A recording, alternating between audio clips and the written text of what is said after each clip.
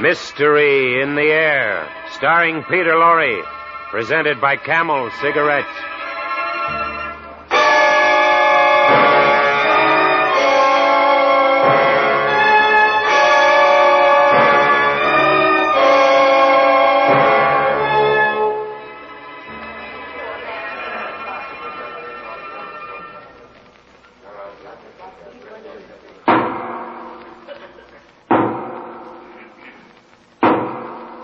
And it is the sentence of this court that you be hanged by the neck until you are dead. And may God have mercy on your soul.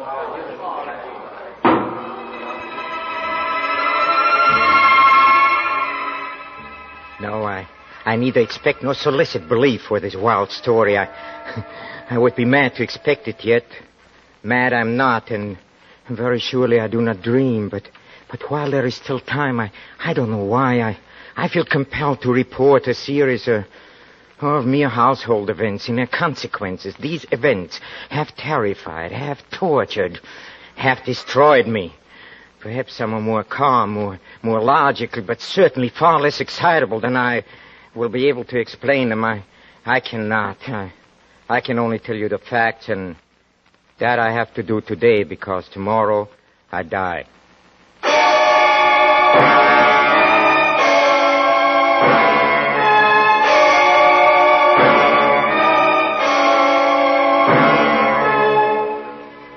Each week at this time, Camel Cigarettes bring you Peter Lorre in the excitement of the great stories of the strange and unusual, of dark and compelling masterpieces culled from the four corners of world literature. Tonight, Edgar Allan Poe's immortal American classic, The Black Cat. Mystery in the Air, starring Peter Lorre. Brought to you by Camel Cigarettes.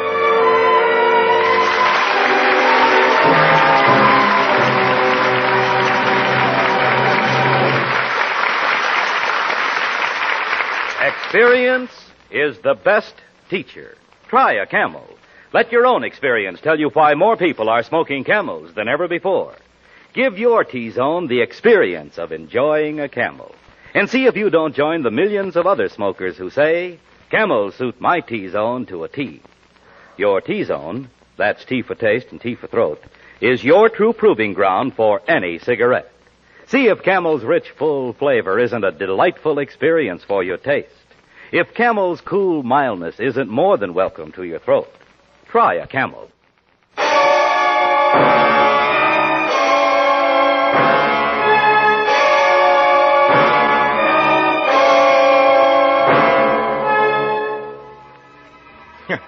No, believe me, there was nothing, absolutely nothing in my childhood which forecast the terrible events that were to come. No, as a child, I was very gentle. I got along well with everyone, but most I liked animals, yes. All kinds of animals. And then I married quite young, and I was very happy to find that my wife shared my feelings. Very soon we had quite a collection. Oh, we had birds and goldfish. We had a dog and some rabbits, and we had a cat. I'll never forget the day my wife brought it home. Hello. You're home so early. Look, Charles, look. Look what I brought. Oh, look at it. Oh, the little kitty. Where did you get it, darling? Oh, the poor little thing. Some dogs were chasing it, and I just rescued it in time. Yes, it was so frightened. Yes, but it isn't frightened anymore. Oh, it seems to love you, Charles. But then that's not strange. All animals do. Yes. Nobody's going to hurt you, kitty, no. How about some milk, huh? Yes. There, you see. Oh, you must have been very hungry. Yes. Hey, what's your name, huh? I don't suppose he has a name. He is so young. I don't think he belongs to anybody. Well, then we have to give him a name. You mean we can keep him? Keep him? What are you talking about? He has no home. We can't turn him out in the streets, can we? Oh, Charles, I was hoping you'd let him stay. Of course, but he must have a name. Yes, let's see. Oh, yes, so black, yes, all black, beautiful. Not a single white mark. Oh, I have it. He's as black as the devil. Let's call him Pluto. Huh? Yes, we'll call you Pluto.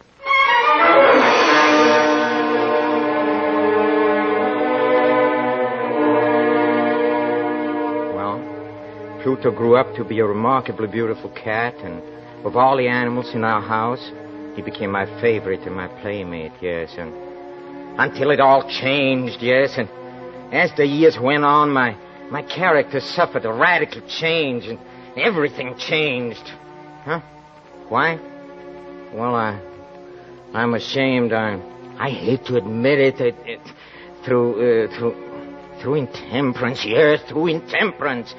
And then as drink became more and more necessary to me, I became more and more moody and irritable.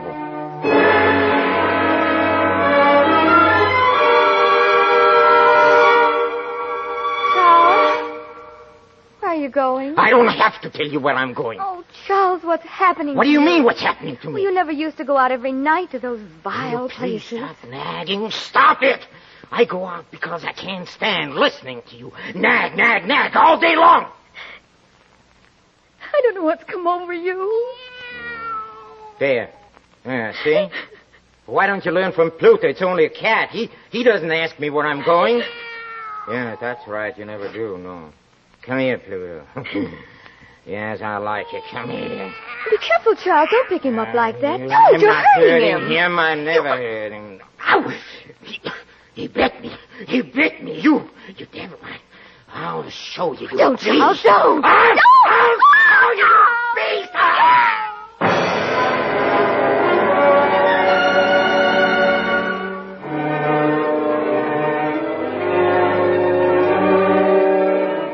Yes, I hate to admit it, but I was so furious I kicked Pluto, and I kicked him again and hard, and well, the next morning I saw that his ear was torn, and I was filled with remorse for what I'd done.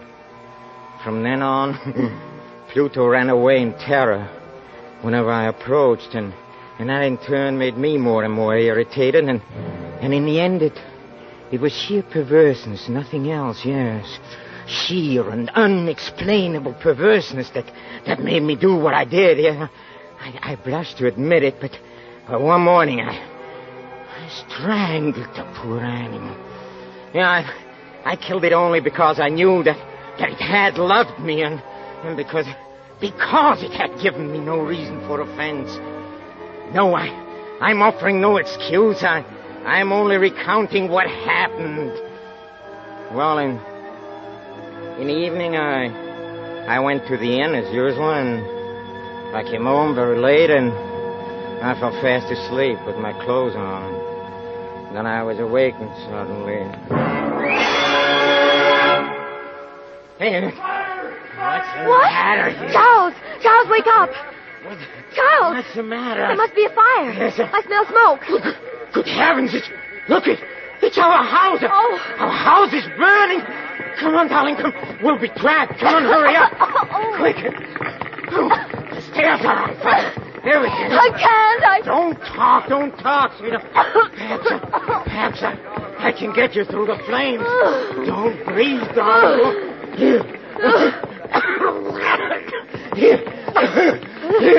Here's the front door here.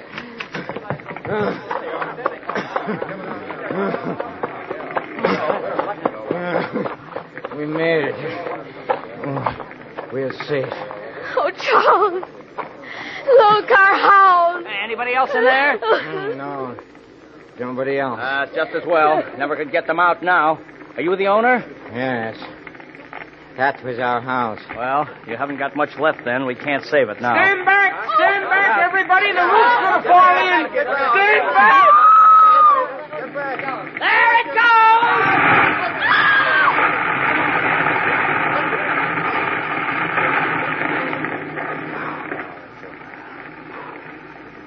Well, it's down now. Funny, nothing is left but that one wall in the middle. Look at it. What about it? Well, look at it on the wall. Hey, that is strange. What are you talking about? What's strange? Oh, there on the wall. It's still standing. Marks on the plaster. Marks? What marks? Well, what's the matter? You blind? Right up there on the wall, that black figure. Oh, yeah. It looks like a cat. Yeah, it does. The smoke must have done it, but it certainly does look like a cat. What looks like a cat? There, and it's got one floppy ear. Who's got a floppy ear? Funny. That's really funny. Funny, huh? It's not funny. It is not funny at all, you hear? I know what it is. You know who it is? Yes, it's Pluto. I recognize him. Yes, there, see? His ear is torn, huh? Oh, you beast. That hideous beast. It's come back to haunt me. Leave me alone. You hear? I can't stand it. I can't. Get some water, somebody. This man's fainted.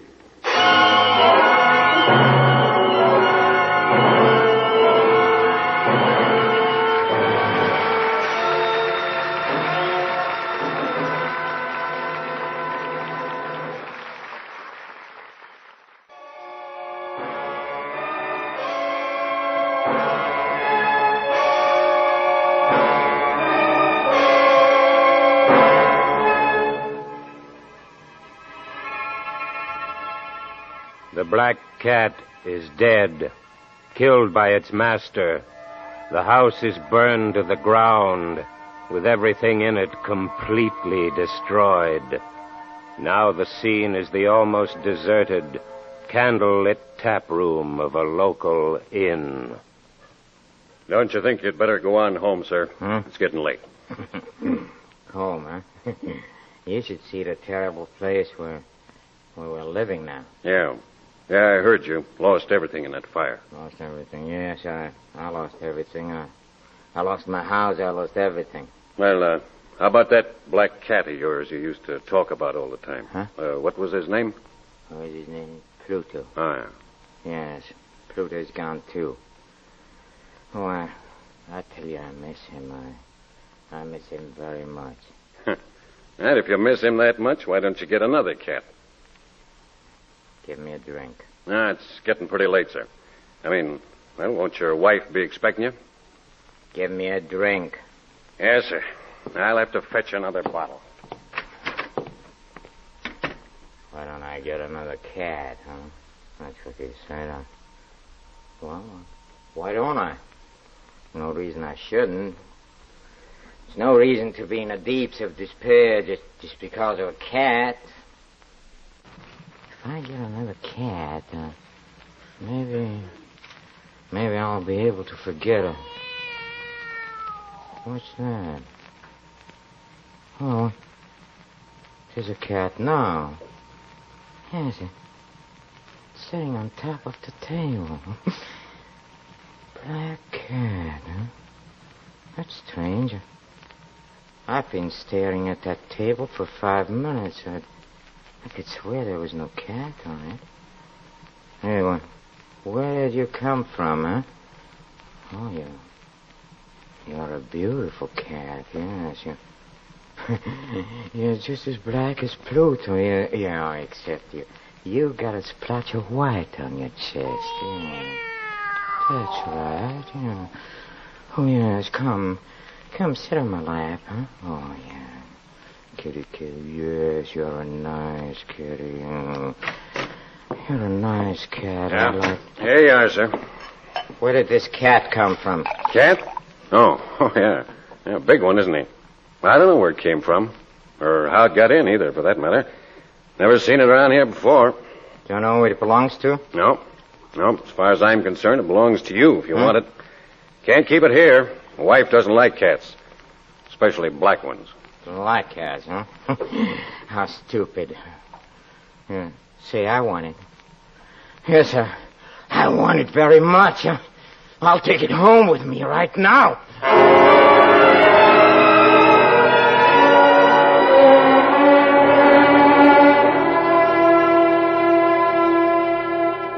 Charles, this is such a wonderful cat. Just since last week, it's made itself so much at home. Well, you'd think it had lived here always. Yes, I've noticed that. It reminds me so much of Pluto. Yes, but this one has a patch of white on its chest. Don't forget that. Yes, that's right, dear. But I can't help wondering. I wonder what ever became of Pluto. He disappeared the day of the fire. I know he disappeared. And well, maybe he knew the house was going to burn down. Oh, see how it loves you. It's rubbing against your leg, just the way Pluto used to. Pluto! Stop talking about Pluto! Darling, I didn't mean anything. I'm sorry.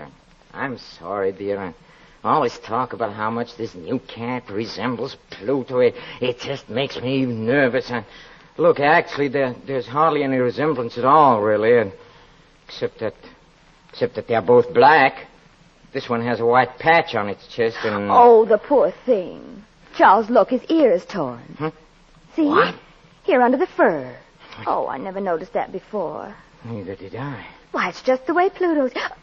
I mean... Go ahead, say it. It's torn, yes. Just the way Pluto's ear was torn when I kicked him, huh? That's it, isn't it? Well, he must have been in a fight or something. But it's curious we didn't notice it. Curious, huh? You have no idea how curious it is. No idea. Get that cat out of my sight. Charles, you're mad. Get it out. How can you act that way about a poor dumb animal? Take it out Especially of one that here. loves you so much. Oh, now you frightened it, Get dear. away from me, you hear me? The way you talk, anybody'd think you don't even like the poor Like cat. it, huh? Like it. I hate it. I tell you, I hate it. I hate it. I hate it.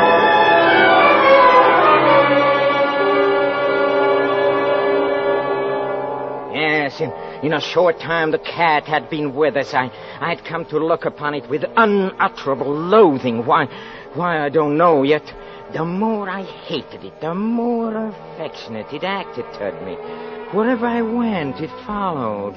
Whenever I sat down, it would spring upon my knees and cover me with its loathsome caresses, as if this were not enough. The white patch on its chest, which originally it had been very indefinite in shape, but gradually it assumed a very definite outline, yes, the unmistakable and ghastly shape of the gallows, a terrible engine of horror, of agony, and of death.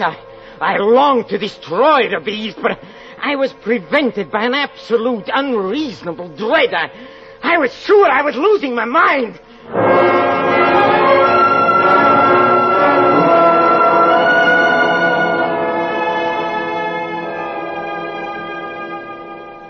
Charles, are you going out again? Yes, I'm going out. I don't know when I'll be back. Oh. Before you go, do you suppose you... Why, what is it? Will you help me bring up some wood from the cellar? Why do you always want more wood? The house is cold. You know I haven't been feeling well. I'm not strong enough to carry it myself. Strong enough. All right, come on, I'll help you. You might have thought of this before. Look out! What? Oh, that's Cat. That's that beast again. It's always under my feet. It tried to trip me on the stairs. Oh, no, I'm sure it didn't. I'll get rid of that beast once and for all. I'll get... Charles! Put down that crowbar. Get out of my way. No, stop. I say get out of my way. No. Let go of my arm. Please, Charles, you let don't know go what of you're my doing. arm. Are you going to let go? Oh, please. I said let go. Oh. Why didn't you let me go?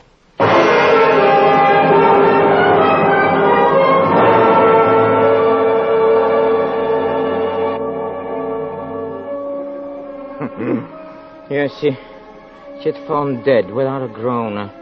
My blind rage, my rage against the cat, I'd struck my wife and killed her. Well, nothing I can do about it now. All I could do was to set myself to the task of concealing the body. Yes, I thought and I deliberated, and then it occurred to me that, yes, in the Middle Ages they used to wall up their victims, and I determined to do the same thing. Yes, behind the wall in a cellar. I managed to dislodge a section of bricks near the chimney, and in a hole behind them I propped the body. Then I carefully laid the bricks back in their original position, and when I had finished, no one could have told that the wall had been disturbed at all. Well, I could say to myself triumphantly, here at least, my labor has not been in vain. My next step, then, was to look for the beast that had been a cause of so much misery, but then I became aware that it had completely disappeared. 3 days passed, and still my tormentor did not appear. Oh, it's impossible to describe or to imagine the deep sense of my relief. For the first time in months, I slept, yes. I slept. Even with a burden of murder on my soul. Yes, some few inquiries were made about my wife's whereabouts, and a search of the house was conducted, but nothing was discovered. Oh, I finally could look upon my future secure.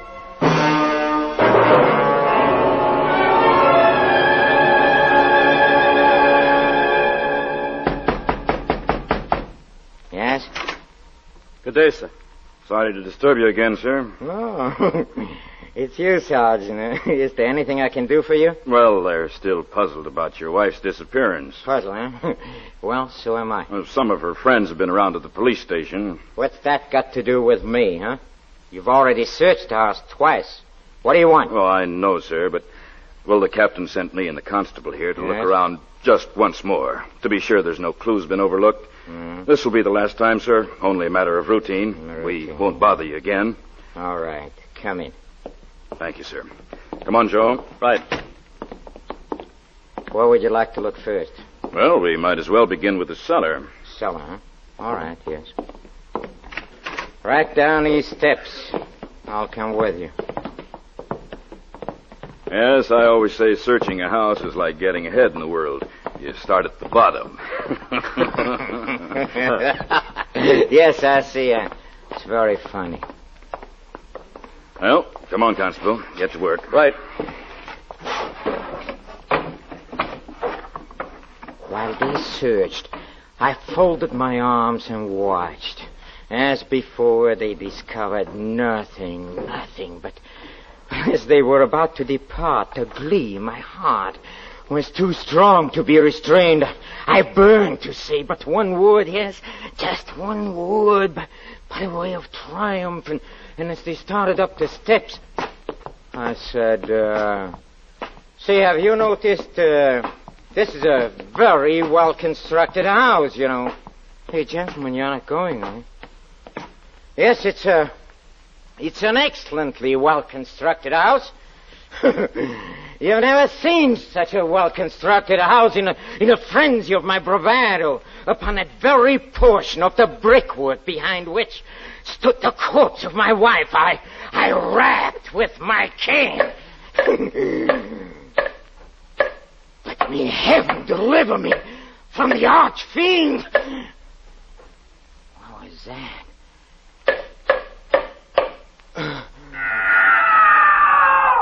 Mother of mercy, what was that? Wind, probably. Wind. That's not the wind. Came when you hit this wall here.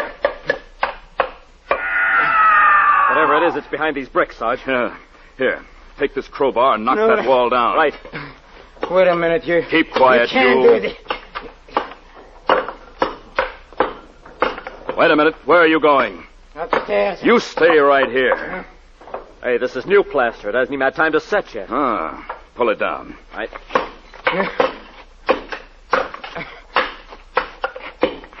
Here she comes. Look out.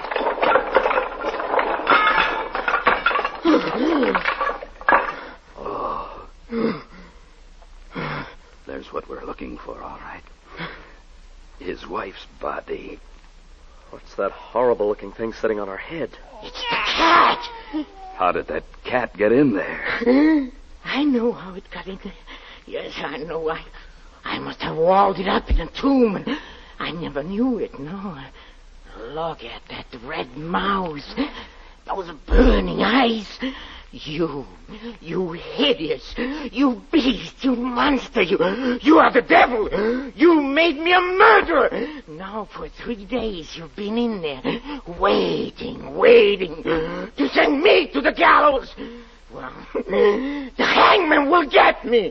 Yes, I hope you're satisfied. I hope you're satisfied.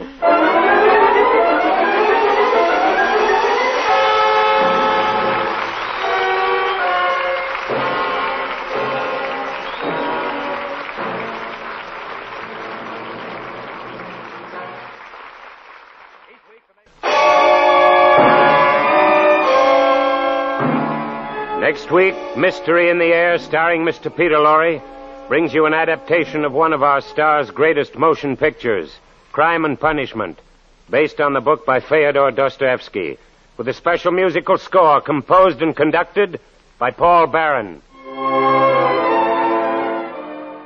This is NBC, the national broadcasting company.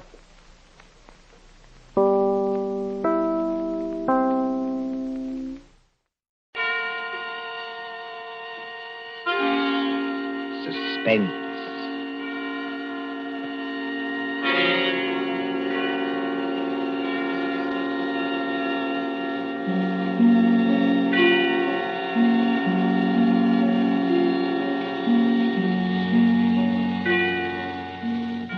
The hushed voice and the prowling step in the dead of night. The crime that is almost committed. The stir of nerves at the ticking of the clock.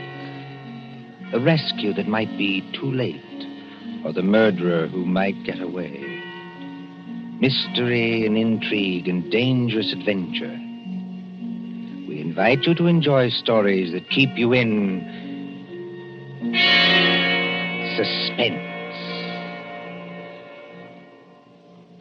For Suspense, tonight we present The Body Snatchers by John Dixon Carr.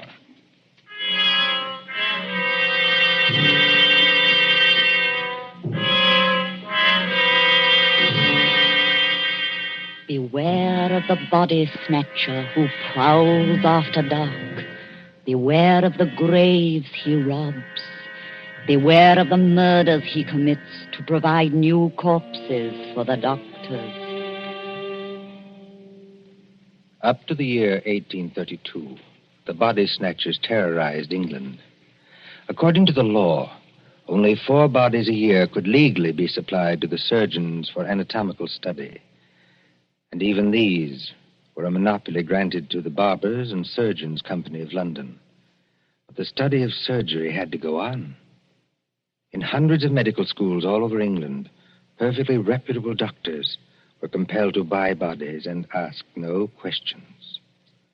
In 1828, burst the scandal of Burke and Hare, who found grave robbing too slow and murdered 16 persons in order to supply Dr. Knox of Edinburgh. And so, out of basic good purpose, sprang the evil of the body snatcher.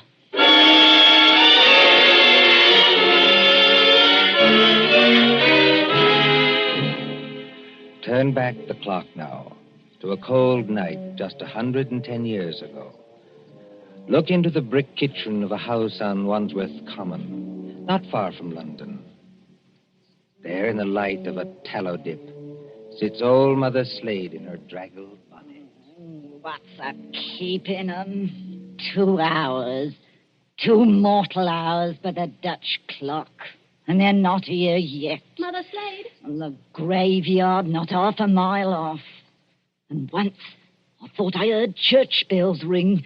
And once... Mother Slade, did you call? No, my girl, I did not call. But I thought I... And what are you doing up at this hour, my girl? I was only locking up, Mother Slade. Ain't it enough to have taken you over from a good-for-nothing mother not worth the gunpowder to blow her up?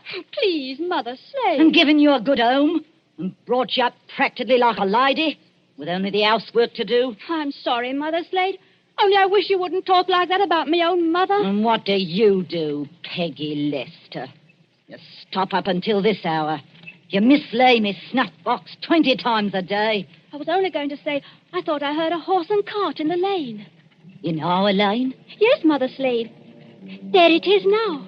Yes. Easy, my dears. Drive easy with the merchandise. The doctors don't like it if you bump the merchandise. Merchandise, Mother Slade? What's that? I'll tell you what it is, my girl. I didn't mean anything, Mother Slade. It's your Uncle Matt and your cousin Rob are coming home from their business. That's what it is. You hear that, Peggy Lister? I didn't mislay your snuff box. It's on the table. And if you don't want me to take my fingernails to you instead of a strap, you get on up to bed this minute, do you? Yes, Mother Slade. I'm a-coming, my dears. Don't be impatient. I'm a-coming. Nasty dim light this candle gives. Oh, old Mother Slater's got the rheumatics so cruel she can hardly move. Just pull back the bar, open the door. Wilmette, did you get it? Did we get it? Strike me blind, but that's a good one, ain't it, Rob? Stow the gab, can't you? Get inside and close the door. They ain't after you. Ain't they? Can't you hear anything? Thought I heard church bells. More like a perishing funeral bell, if you asks me. Take it easy, Rob. Take it easy. We've shaken them off. Have we? I wish I was as certain as some people. The spades and sack is still in the cart. Let 'em stay. Who's a-coming to find 'em? Then you didn't get it after all, you thick-skull pair of... Now, don't you start a-blaming us. Now, you shut your potato trap, Mother Slade, or Matt'll make you shut it. What happened? I'll tell you what happened. We was too quick, that's what. The girl was only buried this afternoon. The sooner the better, my dear. What's the good of the merchandise if it ain't fresh, eh? You hold your noise and listen. We left the horse and cart outside, like we always do. We creeps up to the lich gate of the churchyard. Walk softly, Matt. Walk softly, Rob, in your oily beaver hats and neckcloths, under the starlight and the white frosted elms. Take care of the graves, too. Spring guns may be set in some of them to protect the dead from marauders. And if the coffin is one of those new iron ones, all your labor will be in vain. Open the gates softly. Don't make such a bloody row with them shovels. I can't help it. I'm loaded down with all this stuff. Oh, and who'll do all the work when we do get there? I will. Matt. Aye? Listen. I can't hear nothing except your teeth a-chattering. Matt, there's other people besides us in this here churchyard. Aye, 200 or 300 deaders. But they won't bother us. I means living people. Don't talk soft. Somebody's got a dark lantern. I seen it flash past the gravestones. Oh? Where? Can't you see it now? It's a-coming straight toward us. Yes, I see him. Come on. They've seen us, Matt.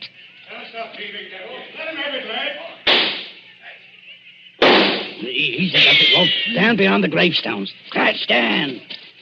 They can't shoot through stone. Matt, it says here, sacred to the memory It's of... the girl's relatives. They've been watching her grave. All the way, boys. They want to get up now, they'll have to climb the wall. Oh, Struth. If only I had me Barkers. First time in 2 years I've gone without a brace of pistols, and this happens. But you ain't got your barkers, Matt Patterson. I got what's just as good. Give me a shovel. What are you going to do? Charge 'em. This here shovel's got a nice edge. Oh, you daft. They'll have to take time out to reload, won't they? Hear that? Somebody started the bell. That'll bring down every peeler within a mile. If you want a tithing ticket and a neck in a rope, stop where you are. But if you don't want to get scragged before your time, follow me. That's all there is to it, Mother Slade. We went out by the gate, and blow me if they could stop us. You perishing numbskulls. Did they recognize you? No. We had our neckerchiefs round our eyes. And did you do it? I don't know. There's blood on the shovel. No, there ain't, Mother Slade. I wiped it off. Anyway, we're here. What I want now is a Christian fire to sit by, and a drop of spirits to warm my stomach. There's no spirits in the house, Matt Patterson. Don't you lie to me, you ugly mouth. Let go of me hand, Matt Patterson. I'm warning you. Better let it go, Matt. There's no spirits. Only half a loaf of bread. Don't I know it? I haven't tasted a drop of gin all day. And the black dog's on me back.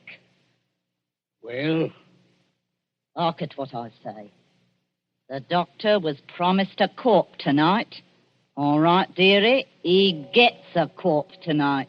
Oh, there's that funeral bell again. What's the clock, old hag? Come on, spit it out. A nice young corp without any trouble or bother. Aye? What about young Peggy upstairs? Strike me blind. What about it, eh? You'd have to be mighty careful. Why? You'd have to smother her with a pillow while I sit on her legs. That's what Burke and Eyre done up in Edinburgh. Then you don't leave any marks on them. See? You're off a tick. Wait.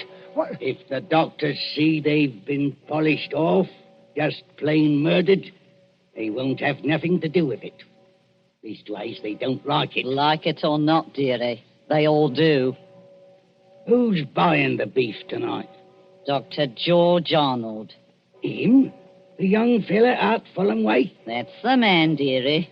But I thought he was too pious and holy to play. That's what Dr. Arnold thought, too, till they started putting the screws on him at Bart's College. No corp, they said to him. No lecture. No lecture, no students. It all comes to it, dearie, sooner or later. What beats me is why they got to have these bodies. You'd think the doctors killed enough people as it is, without a buying them after they was dead. Don't you question the ways of Providence, Matt Patterson. You can't do it, Matt. You can't do it, Mother Slade. You stow that noise, Bob Prentice. Do you want to wake the poor girl upstairs? But you can't do it. This cove Arnold, he knows her. Arnold knows who. He knows Peggy. Peggy fair worships the ground he walks on. Oh. He set her arm once when Mother Slade broke it, accidental-like, and she can't forget him. What's Arnold going to think when he opens up the sack and he finds What can Arnold do? He's bought her, ain't he? He can't go to the police and say he's bought her. Peggy Lester. Don't do it, Mother Slade. Don't do it. And how do you two thickheads know what Mother Slade is going to do? You're going to kill her, ain't you? Peggy Lester. I thought I heard her moving about upstairs. You did, Mr. Milk and Water. She's on the stairs now. Rob, you're the least to be depended on. Go out and fetch in the sack. Don't do it. It'll bring us all bad luck. Matt, you're a lad after me own heart. You stop where you are and do just as I tell you. Trim the candle.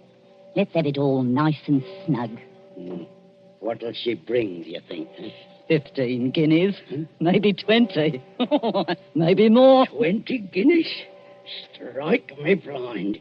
But this is a way of doing business that I like. Listen. Did you call me Mother Slade? That's right, my ducky. That's right, my little pet. Put your wrapper round you and your slippers to keep your feet warm and come right down here to Mother Slade. I'm coming, Mother Slade. I'm coming.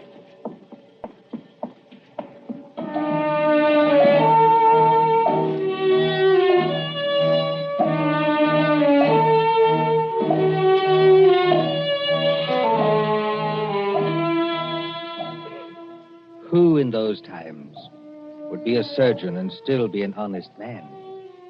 At that drugged hour of the night, look into the sitting room of a spacious house. Many candles are still alight there, though they have burned down nearly to their silver sockets. There is Chinese paper on the walls and a Turkey carpet underfoot. In front of the fire, now almost out, sits Dr. George Arnold with his bottle green coat and heavy hair.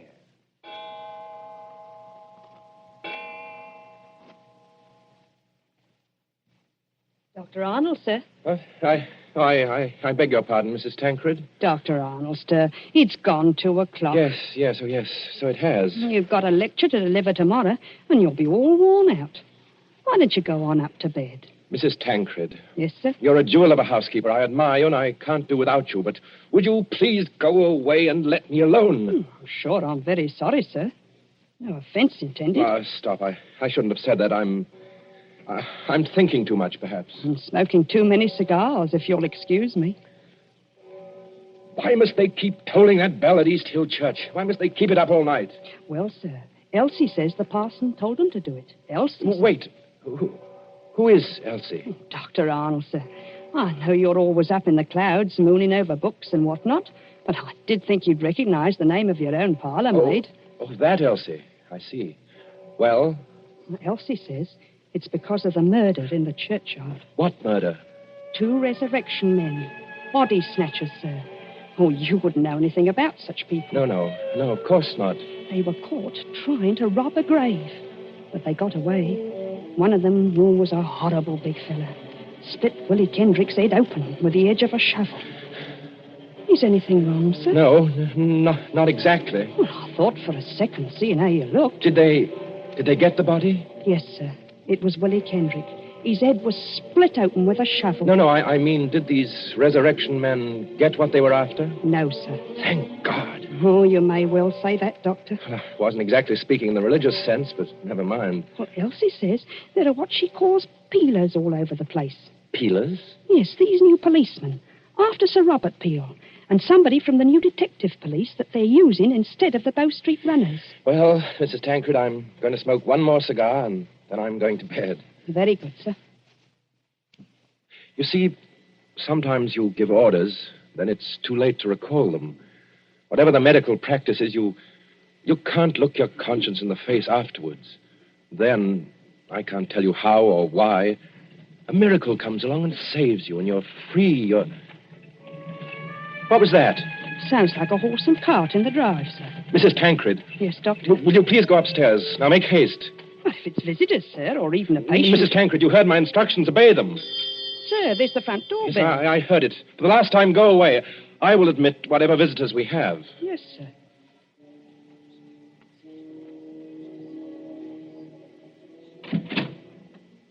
Good evening, dearie. Oh, come into the sitting room here, Mrs. Slade. La, sir. Just call me Mother Slade. You don't hardly seem natural or friendly to hear anything else. It's a pleasure to curtsy to you, Doctor. Coo, what a lovely room. I suppose... Your candles is going out, though. One by one. Poof. Then you'll be in the dark. I suppose you've come to report failure. Failure, dearie? I understand you didn't get what you went after. Bless you, dearie. We got something just as good. Finest piece of merchandise you ever saw. You haven't got it here. Bless you, dearie. Mother Slade always keeps her word. Bring the merchandise in, my dears, so the doctor can see it. Quiet, please. Oh, of course, dearie, I forgot. Thank you for that. The big fella with the black eyebrows is Uncle Matt. The little fella with the watery eyes is Cousin Rob. And between them, in that sack, they're carrying... Well, who is it in the sack? 19-year-old girl, dearie.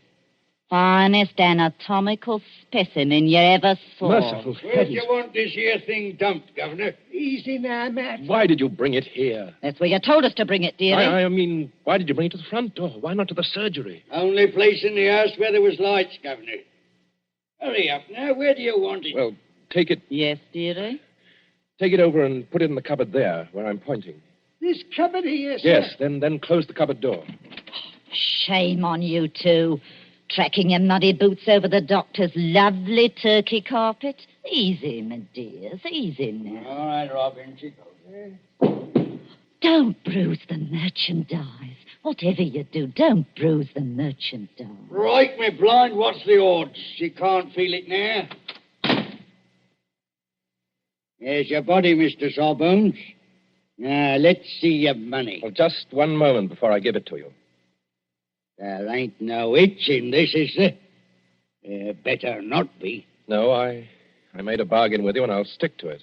Thank ye. That's uncommon genteel of you. Kindly stand back, sir. You're 2 stone of fat heavier than I am, and you don't impress me. Easy, Matt. Take it easy. I want to ask only one question. Where did you get that body? That's a question, dearie, what people in your profession don't ask. Why not? 'Cause they don't dare. That's why. Would the police be interested in where you got the body? No, dearie.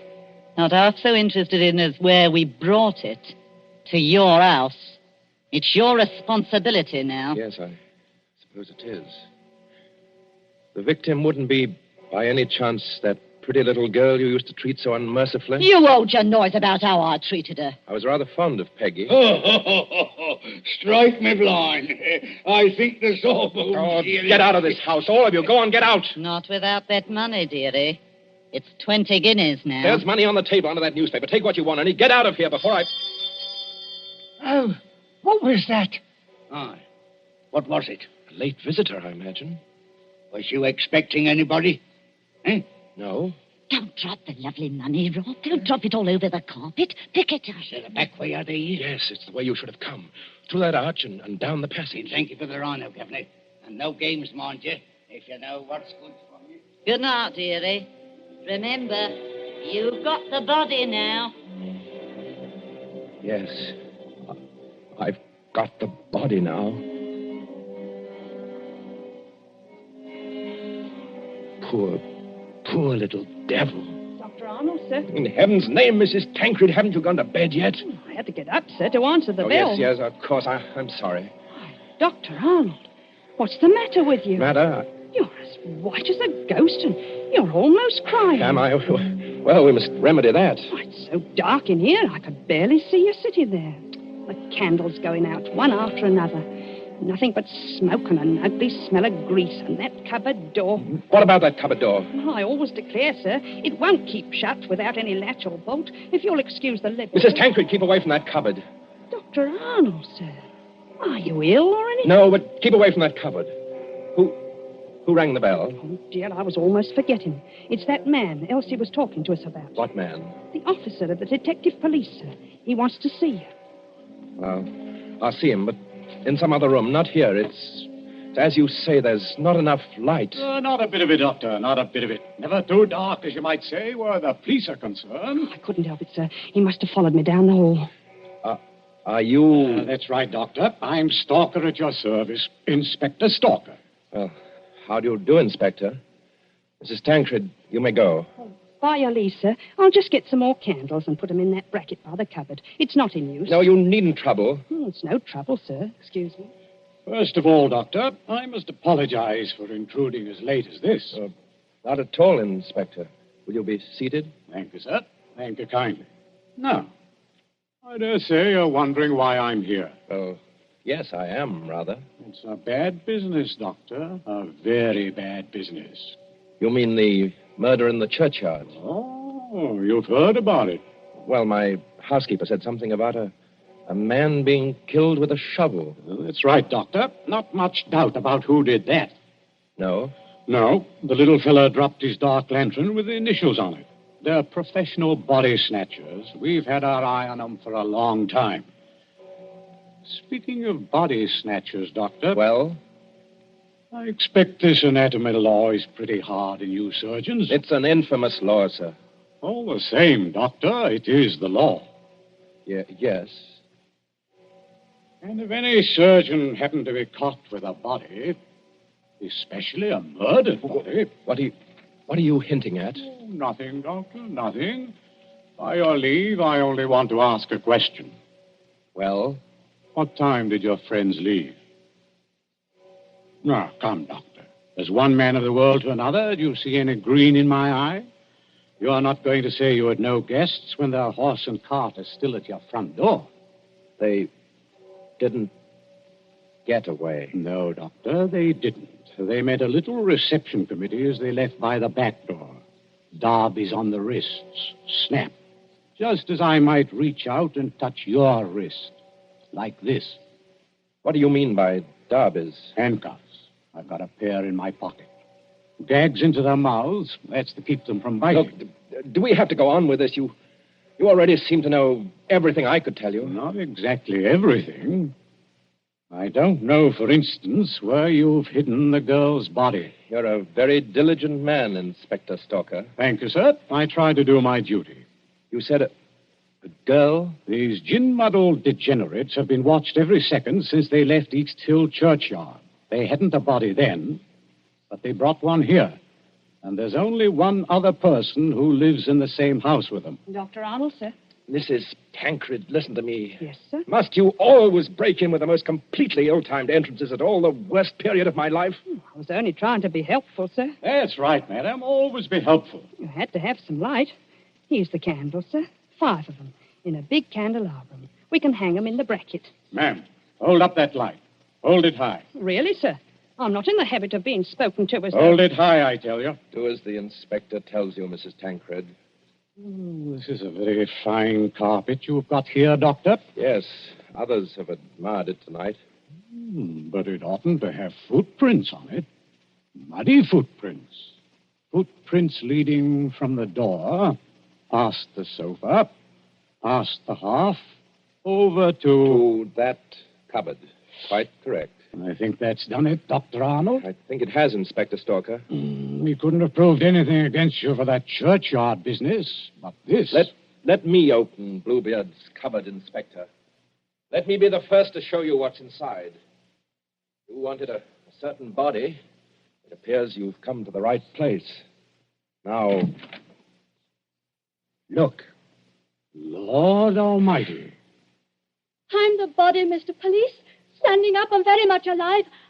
And I'm wearing a nice new dress that the doctor gave me. That I gave you? Don't say anything. Please don't say anything. Stop a bit, miss. Aren't you Peggy Lester? Yes. Just because the doctor has to be so terribly respectable, and a girl who's fond of him has to come here in secret. Wait a minute, everybody. Peggy Lester, you're lying. I am not lying. So that's it. Why didn't I guess it? It's the oldest body snatcher's trick in the world. Is it? Of course, the old pinch penny like Mother Slade couldn't sacrifice a good household drudge. Of course they brought the body here, instead of taking it to the surgery, where it might get locked up. Could you be persuaded, Inspector, to tell us just what you're talking about? The body snatcher, sir. Well, what about them? They take a living accomplice and put him into a sack and sell him to a green doctor as a dead man. Yes, but see here, They get the best price they can. Then in the middle of the night, that accomplice gets up and robs the doctor's house. And the doctor can't tell us because he's bought illegal goods. I never intended to go through with it. No, young woman? I tell you, I wasn't going to rob the house. They made me do this. I was going to tell Dr. Arnold. When I found out where they were taking me, I pretended to go through with it so I could warn the doctor. They can hurt so much, you'll agree to almost anything. Oh, that sounds like the truth, but it puts me in a funny position and no mistake. Well, your 3 murderers, Inspector, seem to be leaving. Yes, they're leaving right enough. Trussed up like fowls and under guard. Does anybody go with them? Well, how can anybody go with them? I'm willing to believe this girl acted under threats. She's committed no crime. And I don't for the life of me see how we can touch you. Can't touch me? No, sir. And confound you for making me lose a night's sleep. There's no body. You didn't even buy a body. Will you tell me, Doctor, just what crime you've committed?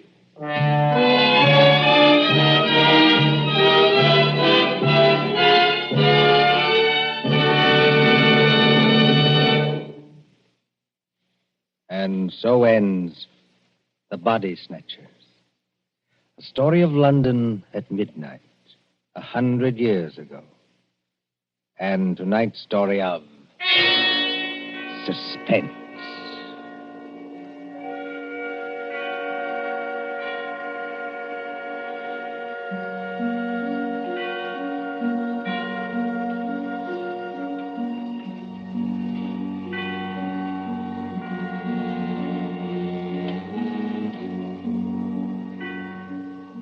Columbia presents these tales of mystery and intrigue and dangerous adventure for your relaxation and enjoyment. Next Tuesday, there will be another in this series. Same hour, 9:30 Eastern Wartime. William Spear, the producer, John Dietz, the director, Alexander Semler, the composer, conductor, and John Dixon Carr, the author, are collaborators on Suspense. This is the Columbia Broadcasting System.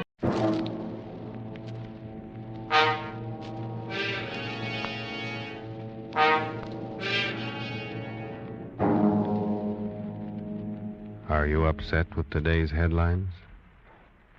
Worried about the high cost of living? Want to get away from it all? CBS offers you Escape.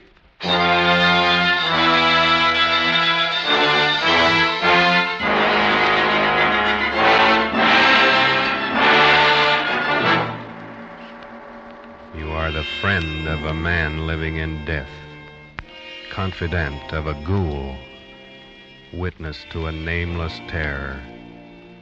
You are a guest in the House of Usher.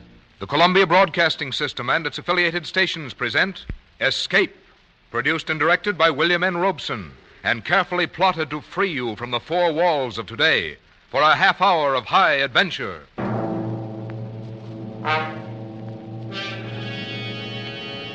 Tonight, we escape to a gloom-shrouded moor and a house where dread holds sway, as Edgar Allan Poe recounts it in his famous story, The Fall of the House of Usher.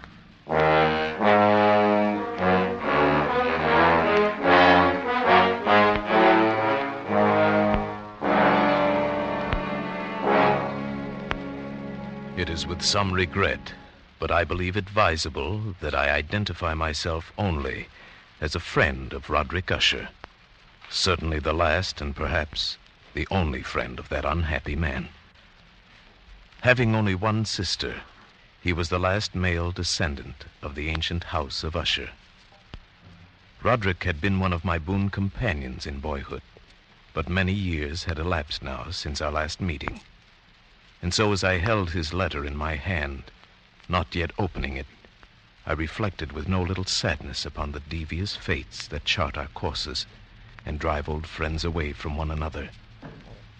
But then a sudden feverish and nostalgic curiosity laid hold of me, and with fingers made clumsy by their eagerness, I tore open the letter and read, My dear friend, my need of you has so far outgrown my pride that I'm going to request a favor which I realize full well may involve considerable inconvenience to yourself. For some time past, I have been suffering from an acute bodily illness intensified by serious mental oppression, if I may so call it. A horror which looms over me, a horror grown so great I dare no longer face it alone. And so, in all humility, and for the sake of years gone by, I beseech you to come to me at once, here to the family estate in the north. Should events conspire to prevent your coming, then only God may know the consequences. Your friend in desperation, Roderick Usher.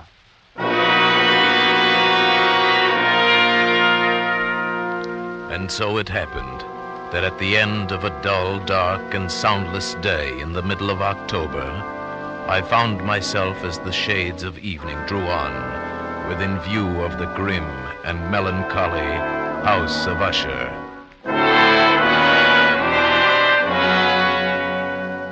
I confess that the first sight of the house, the fungus-covered walls of stone thrusting their crumbling ramparts against the darkening sky, rising out of the sullen, sluggish waters of the black tarn at their base, the bleak and vacant windows staring blindly, the bone-white trunks of decaying trees, these things filled me with a nameless and desolate terror, so that I reined in my horse and sat trembling, half fearing to cross the wooden bridge that led over the waters of the moat and up to the entrance of the House of Usher. Then impatiently I shook off this strange feeling of dread, and was an instant later clattering over the wooden bridge and onto the courtyard. I dismounted quickly, tossed my reins to the silent lackey who approached, strode across the gravel and up to the massive wooden portal, the door of the House of Usher.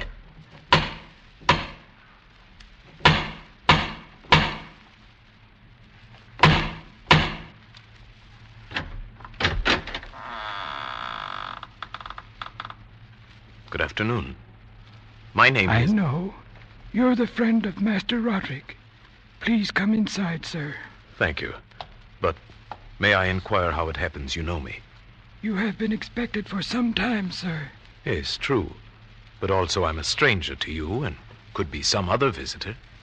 That you could be anyone other than the friend whom Master Roderick expects, sir, would be impossible. You see, no one else would ever come to this house. Then I followed his stealthy footsteps through many dark and intricate passages. My earlier foreboding heightened and was made fearful by the somber aspect of the hallways by which we passed. The many unused rooms reaching out with their vast emptiness like some hideous jungle creeper. But at length we stood before the door of the master's studio, and there the servant left me, departed and left me to go in alone. The man across the room, half reclining on the couch, his back turned toward me, did not hear the opening of the door. For the space of several heartbeats, I saw only the deathly pale and ghastly sunken features of a stranger.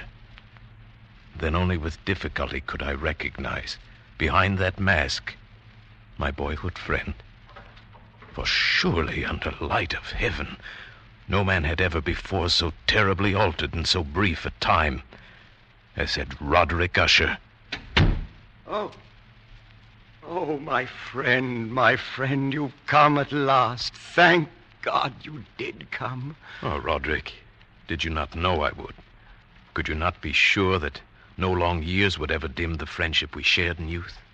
So many things have dimmed. Ah, youth. It seems so long ago. But now you're here, and we'll find it, relive it all over again, every glorious moment of it. And all these shadows, all these gibbering phantoms that haunt me, they'll be driven out. And then the sun will shine again, and we'll be young again and relive... Roderick! Oh, but forgive me, my friend. My excessive joy at the sight of you after so many years drives me into a frenzy of talk. How many years has it? Oh, no matter. It is enough that you are here, and brought with you all the lost, all the happy days of my boyhood. But I'd expected from your letter to find you in serious straits indeed. Instead, you seem in the best of spirits. You have the right to know. But in all frankness, here in your presence, I find it difficult to credit importance to those things which only yesterday filled me with terror. True, I've been ill. A nervous affliction, something in the nature of a family weakness, probably. It has affected me with a morbid acuteness of the senses, such that quite often the least sounds and odors and colors become irritating beyond endurance. Then I've eaten but little, as you can see. But surely you've retained the services of a physician. A physician? Oh, yes, of course. He calls almost daily, though it is more often Madeline that he attends. You remember my twin sister, Madeline? For her I fear more greatly than for myself. Even today she's taken to her bed, and I have no doubt will never rise from it again. Oh, a tragedy. The sympathies of my heart go out to you. Oh, but leave it for the present. Leave it to dream of all those happy days we left so far behind. Everything will be different now that you're here. Do you remember when we were 12? But the happy forgetfulness which Roderick found in my coming was short-lived, and in a few days he had sunk into a morose torpor, from which only occasionally with frantic difficulty could he reach the joy of our first few hours of meeting. More often his mental apathy was broken by bursts of vicious temper and violent ill humor, fits I could only excuse on the basis of his illness. And that illness began in my mind to assume a most mysterious character. Being unable to divine its true nature from Roderick's hesitant offerings, I took the liberty of questioning the physician a few days later when I chanced to encounter him in a hallway. Yes, she's resting as well as might be expected. But she continues to decline. Is that not correct, Doctor? That would seem to be the case. And the malady, the illness which has stricken her, is it the same as that which affects her brother Roderick? I may venture that it is. Might I inquire the nature of this illness? As to that, I am unable to say. You imply, then, that I have no right to the information? Not at all. I am confessing to you quite simply, sir. I do not know what afflicts Madeline and Roderick Usher.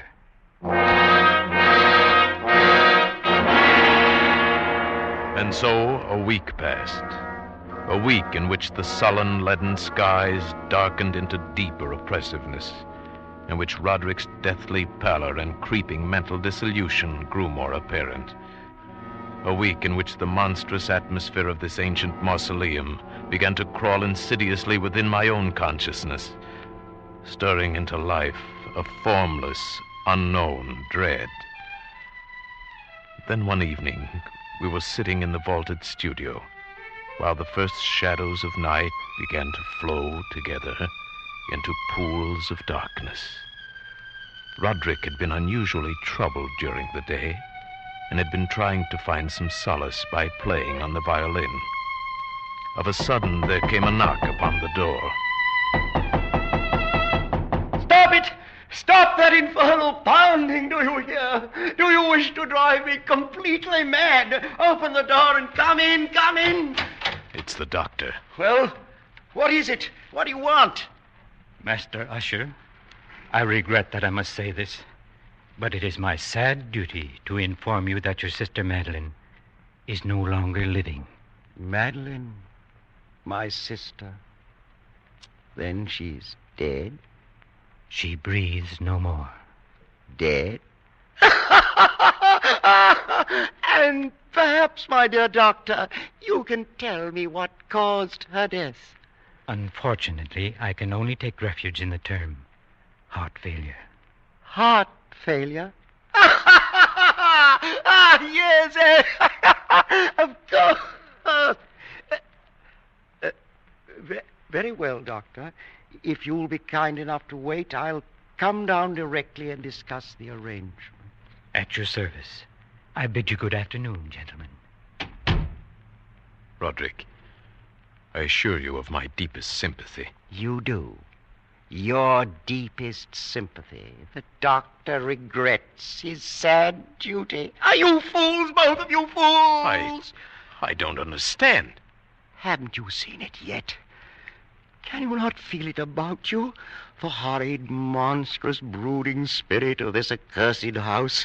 Can't you hear its evil laughter as it lurks in the hallways and grows fat upon the soul? My dead sister. Roderick. Can't you see that it matters nothing to me that she's dead? That I myself walk but a few steps behind her into the same shadows of hell? Can't you sense those hideous tentacles, even now, reaching out for me?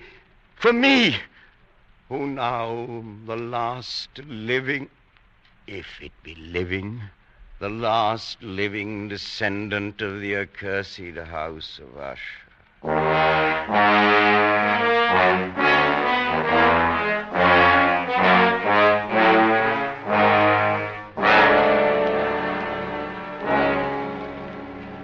Such was the passing of Madeline Usher, once living, now dead. And her very death, untimely in its aspects, bore to my trembling soul a portent of events yet more hideous, more horrible, and yet to come.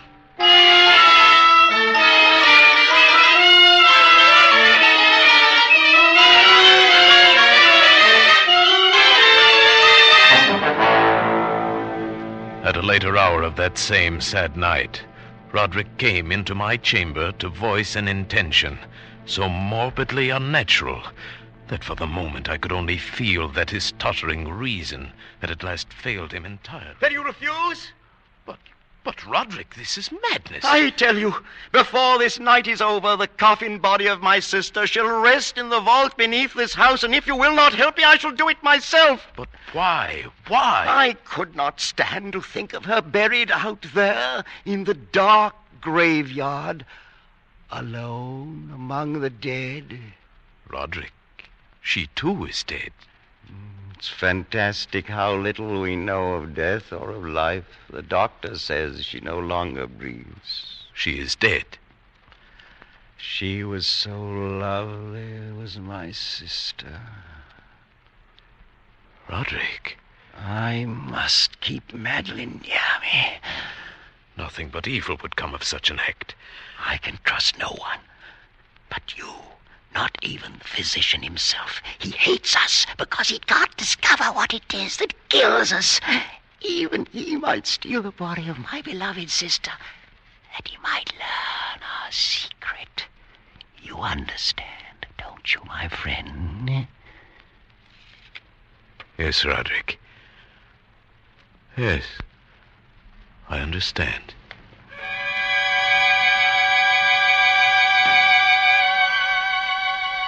And so it came about. Near midnight, we two alone made our way to an upper chamber of the house. And taking up the black coffin between us, in the shuddering light of candles, we walked the tortuous passageways, slowly descended the curving stairs of stone, passed beneath the moldy level of the earth, forced open a massive and age-rusted door of iron, and stood at last, with our ghastly burden, in a subterranean, dank and musty crypt, underneath the House of Usher. Over here, my friend, on these trestles. Now, a trifle higher with the head. There. Oh, may you sleep in peace and dream, sweet sister. From I who tread the same path soft behind you. Come, Roderick. The thing is done. Oh, wait. Stay a moment. We've not yet affixed the coffin lid. See? I've left it loose so it can be turned back. No, I beg you. A last farewell, no more. Look. Is she not beautiful? Yes, she was very beautiful. Was? Yes, of course. The look of her confused me. But do you not see it, too? The warm glow of the cheeks, the eyes shut softly, those lips half parted. Does it not seem that she may rise up and speak to us at any moment? This gruesome place inspires those morbid fancies. Morbid fancies? That now dead she seems to live, and living seems already dead? Man, you seek out madness. You court it with your very thoughts. And if I do, what matters? What value can there be in reason without the hope of life? Dead, you say to me, she is dead. Upon what certainty? Why not with equal reason say instead she lives? And that I, the last of Usher, am the one who is already dead.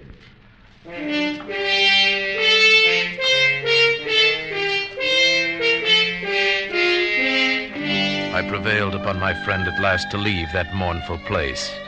And so with grim finality we secured the ebon lid, took up our flickering candles, and departed from the crypt, leaving it alone with its darkness and death. The ponderous portal closed behind us, and then my soul for one brief instant felt the dread and awful meaning of eternity.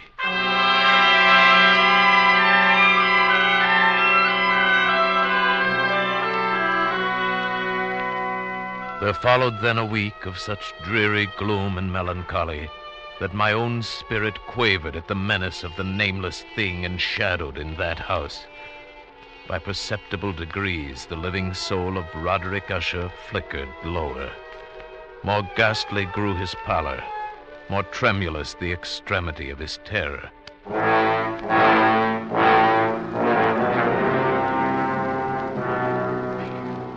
The 8th day following the death of Lady Madeline fell upon the last day of grim and gray October, and brought with it, as the curtains of night descended, the fitful breath of a rising tempest, uneasy gusts of sodden rain, and the sound of sullen, thunderous rumbles born of the dim flares of sheet lightning somewhere behind the lowering pall. I retired at a late hour, but found sleep impossible. At length, overpowered by some strange presentiment of evil, I found my reposeful inaction no longer endurable. And so I arose, threw on my clothes in haste, and fell to pacing the floor of my darkened chamber. Then in one instant, a soft sound in the blackness froze my steps in paralysis of terror. The latch of my chamber door was being lifted from without. Who is it? Who is it, I say? It is I, Roderick. Oh, Roderick. What are you doing up and about at this hour, in pitch blackness? Wait, let me light the candles. No, I am quite used to darkness. I heard your footsteps and knew that you must be awake, even as I was. But can it be that you've not seen it? I don't understand you. I've seen nothing. Then stay. You shall see it, even as I've seen it for these past 2 hours. Wait. I'll throw open the casement window. There. Look!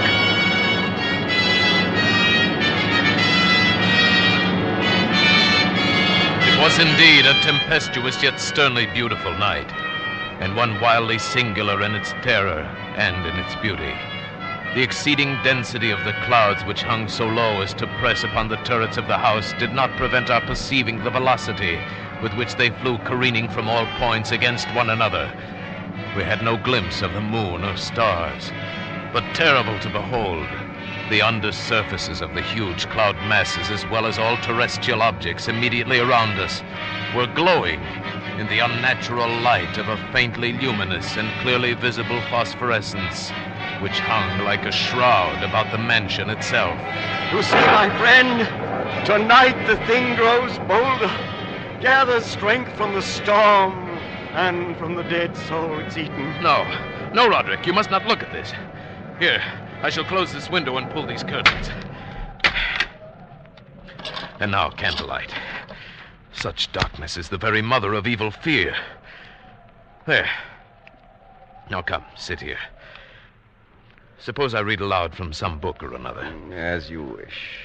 I presume it matters little which. Oh, here. Here is a volume of The Mad Tryst by Canning. Will it serve? As you said, it matters little.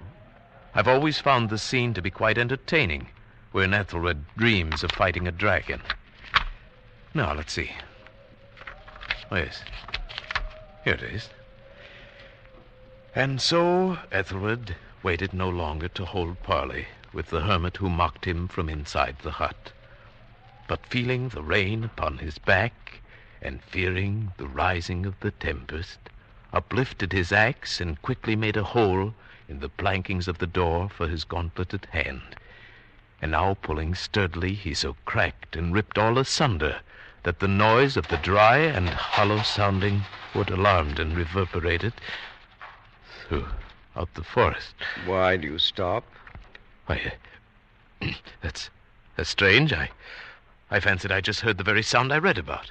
Let us say it was caused by the storm. Pray continue. Oh, yes, the storm. Of course. But Ethelred, upon entering the door, was amazed to perceive no sign of the evil hermit, but instead a dragon of prodigious and scaly demeanor, which sat on guard before a shield of shining brass. And Ethelred uplifted his axe and struck the head of the dragon, which fell before him with a shriek so horrid and harsh, like whereof was never before. What sound is that? Sound? The shriek of a dragon, my friend. Read on.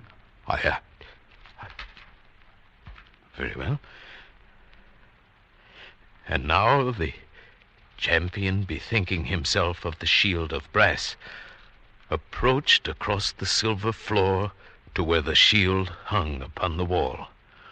But the shield, not waiting for his coming, loosed and fell upon the silver floor with a mighty great... And, Roderick, I tell you something moves within this house. That sound, it reverberated through the very walls. Can you tell me now you did not hear it? Hear it now? Oh, yes, I hear it and have heard it. Long moments, hours, many days have I heard it. Yet I dared not speak. But why?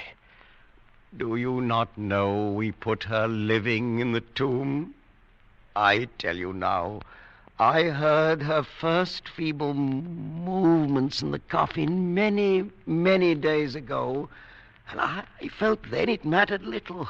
But now she comes to upbraid me for my haste. And that last dread sound, yes, I heard it, the opening of the metal door to the crypt beneath the house. Now she comes here. Have I not heard her footsteps on the stair? Do I not distinguish the heavy and horrible beating of her heart? Madman that I am, I tell you that she now stands without that door. But even now she opens it. There in the flickering light of candles, in the gloom and curtained doorway, stood the shrouded body of Lady Madeline. For one shuddering instant she swayed there. Then as Roderick uttered a single piteous cry, she fell upon him in violent and now final death agonies, and bore him to the floor, a corpse.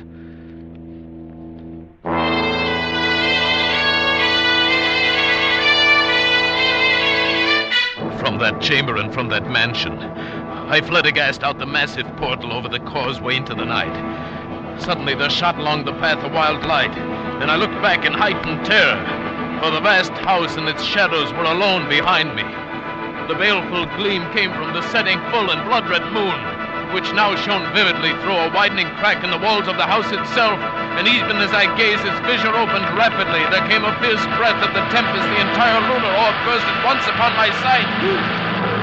My brain reeled as I saw the mighty walls rushing asunder. There came a long, tumultuous, shouting sound like the voice of 1,000 waters.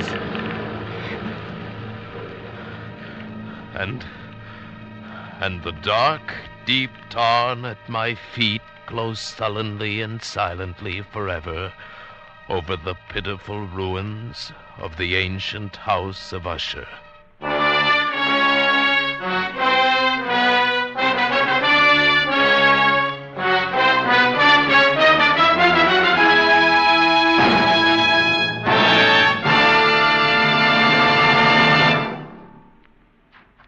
Escape is produced and directed by William N. Robeson, and tonight brought you The Fall of the House of Usher by Edgar Allan Poe.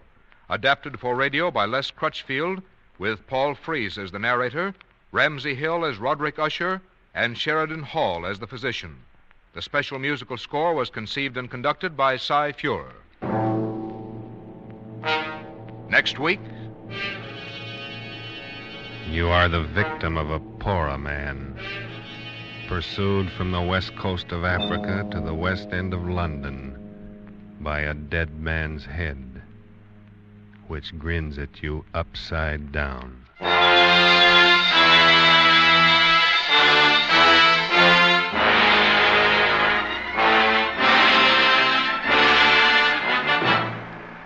Next week, Escape, with H.G. Wells' gripping story, Pollock and the Pura Man. Good night, then, until this same time next week, when CBS again offers you Escape.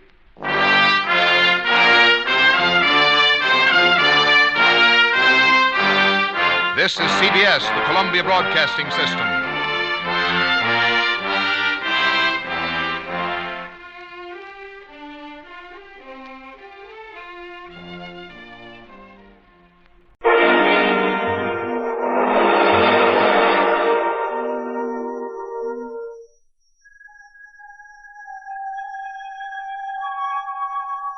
Good evening. This is Peter Lorre.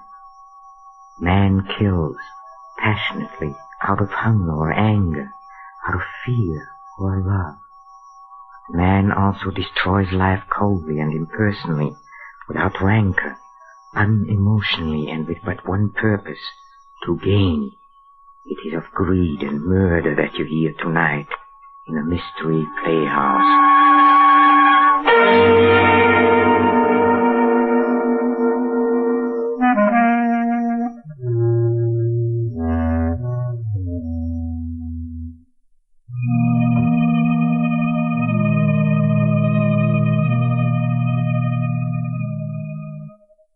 Oh yes, guilt has been known to lie heavily on the soul of the coarsest and unregenerate of human beings. And conscience is an unseen but terrible demon to those whose hearts are set in evil, exerting a grim and unrelenting power over their minds. Tonight our story concerns itself with a price of greed and revolves about a strange and almost fateful phenomenon that forced a man to stand ghastly trial before a jury of the dead. Listen as we tell you of Captain Bull Harrison and the 6 who did not die.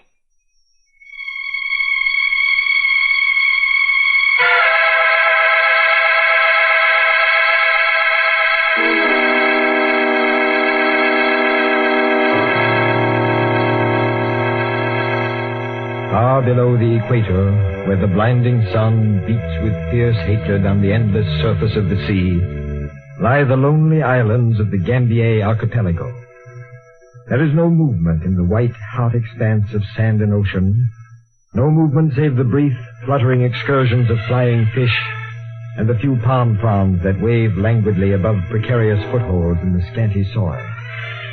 Barren and lonely are the Gambiers, and lonelier than most is the atoll of Mandariva, a strip of sand and gray coral rising from the sea like something foul and festering. For at high water the tide sweeps over it, and retreating leaves on its sloping beach all manner of snails and shellfish that helpless broil and putrefy under the blazing sun. No trader has ever visited Mandariva, for there is no one with whom to trade, and the gunboats of the Australian Territorial Patrol give it wide berth, for there is no one to watch. Only an occasional pearling vessel with its crew of native divers ventures within sight of Mandariva. Such a vessel is the sloop Nancy Hale, 4 days out of Sydney. A weather-beaten hulk with caulking oozing from her open seams, she lies at anchor in the lee of the island. It is sundown, and her small boat is returning from a day of pearl diving, the oars stroked by 6 dark-skinned natives, the Cockney mate standing in the bow. As the boat swings broadside to the sloop, the mate clambers aboard. All right, Kabuli. Make her fast to the stern cleat. And mind you don't lose one of those oars overside. Me, not turn. Lower it 10. Me do same work all time. Go, blimey, stop your even babbling. I don't care whose turn it is. Make her fast and ship them oars.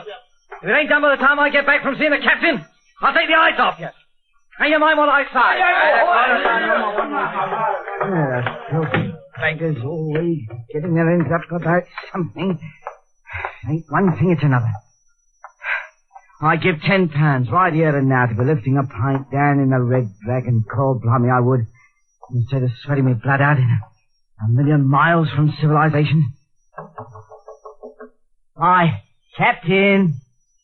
Like there's only 3 sheets in the bin. Let's take a look.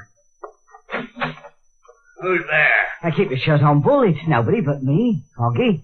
Oh, back already? Well, it's been 10 hours under that blasted sun. Ain't that enough? Close the door. How'd you make out? Not bad. But, you might invite a chap to have a nip of that there gin sitting on the table. Go ahead. That's the last of it.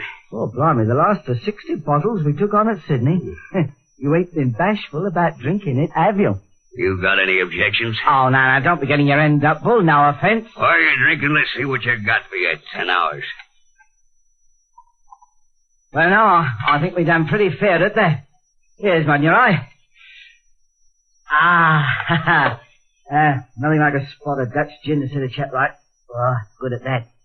Too bad there ain't more of it for the all back to Sydney. What makes you think we're hauling back? I thinks we are, Mr. Addison. Fast as the old trouble takers. I thinks we are. Come on out with it. What'd you get? A handful of stinking seed pearls? Seed pearls, is it not on your life? Give an eye to these, if you please. Good Lord. Not bad, eh, Mr. Addison? Where'd you get these, Foggy? 50 yards southeast of Manga River in 2 fathoms of water. You know what they're worth. They must weigh 50 grains apiece. How many are there? 1, 2, 3, 4, 8 by my count. That's right. 8 times 50. 400 grains. All perfect, too. Hardly need peeling. There's 1,000 pounds here, Foggy. Maybe more the way the market is today. By heaven, you're right. We are hauling back. I can do a lot with 1,000 pounds. Ain't you forgetting something, Captain? How's about me and the natives? What do you mean? Well, the natives get half the catch according to the agreement with their chief, and I get 10%. Well, figuring rapid and not intending to be accurate, I should say that leaves you 400 pounds, not 1,000. Trouble with you, Foggy, is you don't know how to figure. Now, listen. When we took on this batch of divers, we never dreamed we'd run into a haul like this, did we? Can't say as we did. All right. We figured maybe we'd come back with 50 or 100 grains, not 400. What are you leading up to? How far can I trust you, Foggy? Well, now, I'd say that all depends on how much it's worth to be trusted. If we get what I think we should for those 8 beauties, your cut will be 300 pounds, $1,500. God, blimey, enough to take me back to England in style, ain't it? More than enough. Well, it sounds most attractive. How do you plan to work it? Right now, 8 people know about this catch. You and me and the 6 divers. Chances are there are plenty more pearls where these came from. Must be a natural bed. We got to fix it so's only you and me know the location of that bed. Savvy? I ain't interested in the bed. All I'm thinking about is getting enough to ship back to England. Okay, this is how to get it. You still ain't giving me no details like it, if you understand what I mean. There's nothing to it. We lay over here tonight. Tomorrow morning we tell the boys we're making one last dive and hauling back. I'll go along with you in the small boat so's I can mark the spot. I'll take a belaying pin with me. They'll all dive in pronto because they've been there before. And when they come up one at a time like they always do, wham! You get me, Foggy? I get you, Bull.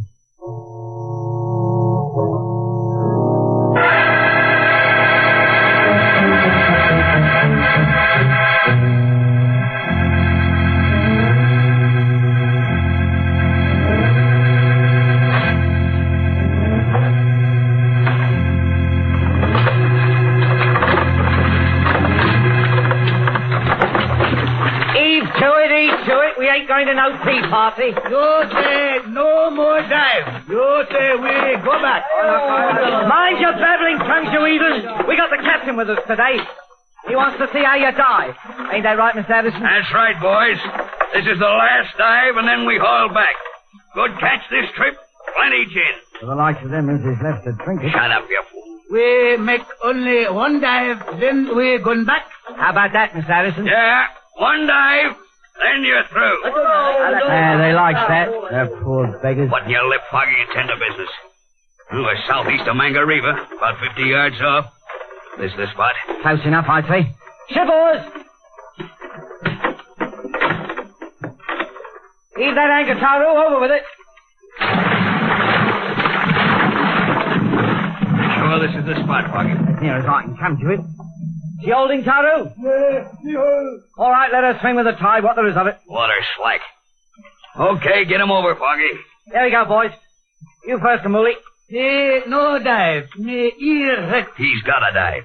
Here, let's have a look at your ear. No can see. Hurt deep inside. Why'd you say something about it before we left the sloop? Wait a minute, Foggy. I'll handle this. Come, Ollie. Ear hurt bad, Captain. Very bad. One dive won't do it no harm. I come out here special to see you and your boys go down. Tell you what I'll do. Anything you bring up this dive belongs to you. No split. All pearls yours. How's that? Well, what about it, Kamali? No dive. Stand up in the boat. Stand up, I said. Now, for the last time, Kamali, you're going to dive or not? No dive. Ear hurt bad. Maybe this'll cure it. Now, the rest of you get over and make it fast. Go ahead.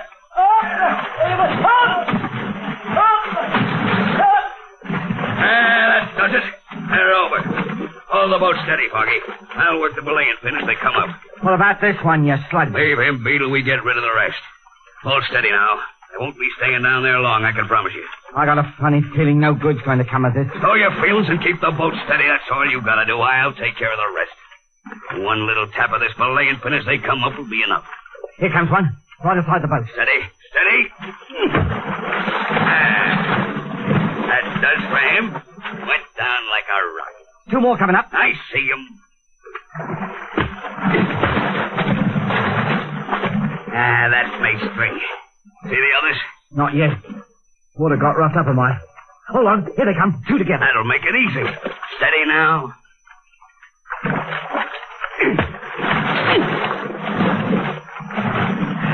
Blimey, did you see the way them 2's eyes rolled up? Like to send the shivers through me. Give me a hand with this one and stow the gap. What you gonna do with it? Heave him over.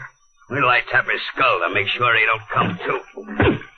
There ain't nothing finicky about you, is there, Bull? Grab his feet. Lift him now. You're all right. Heave. Now, get that anchor up. The job's done. All neat and clean. It ain't done for me. I'll be seeing them poor beggars' eyes rolling up for a long time to come. You'll forget about it once we hit Sydney. There'll be plenty of gin and rooms in the best hotel in town. All I want is to book passage on the first boat back to England. Don't worry about that, Foggy. You'll go back to England a rich man. I got another idea. The money we get for those pearls is gonna be nothing compared to what we end up with. Now what's on your mind? You'll find out. Get that anchor up.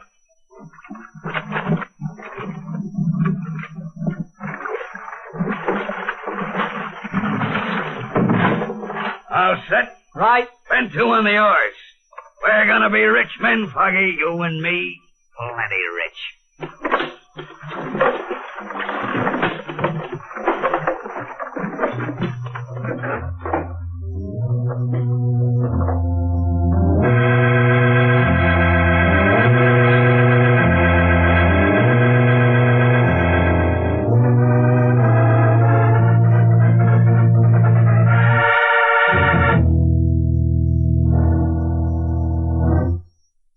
£1,200 you got for them pearls, and me supposed to get my share, and I ain't seen a shilling, and I'm not going to now. Shut up and open the door. You got the key? No, I ain't got nothing for killing 6 men. Quiet down, you stupid fool. Like to get us hanged? Here's the key. Open the door. We're going to be rich men, Foggy, you and me. How's about that, Mr. Harrison? Open the door, I said. £1,200, and now we ain't got nothing. Close the door. £1,200 lost. Stop talking about it. I've heard all I want to hear. Oh, you have? It don't bother you that I ain't got no passage money, does it? You think I figured on losing it? I had a system to beat that roulette wheel.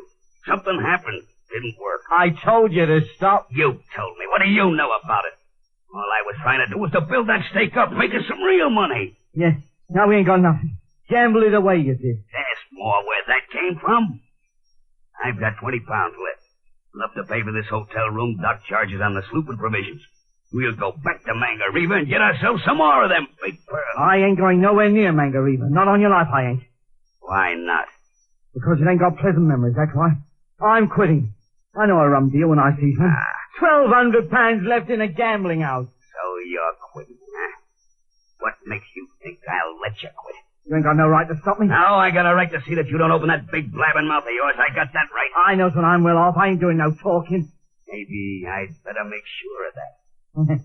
Yeah, always one for making jokes, aren't you? This don't happen to be no joke. We murdered 6 men back at Mangareva, you and me. We're the only ones knows about it. I think you'd better ship with me when the Nancy Hale pulls out in the morning. Yeah, I think you'd better. I ain't shipping on no more pearl boats, and I ain't going nowhere near Mangareva. Now, that's final. All right, Foggy. That's how you feel about it. Open the window, will you? It's hot in here. It ain't a bit hot. You've been drinking too much. Open it anyway. Thanks. Yeah. Nice view of the harbor from there, Foggy. Pretty with all them lights blinking. Bull, How's about giving me half the £20 you've got left? Sure. Why not? Yeah. 2 5-pound notes. Much obliged, Bull. If I wasn't so set on going home, what are you holding my wrist for? You're going out the window, Foggy. You're going to fall out. No, I ain't done nothing. I want to make sure you won't do it. Let go of me, Bull. Let go. So long, Foggy. Bull. Well, stories to the street. You won't talk now, Foggy. Not at all.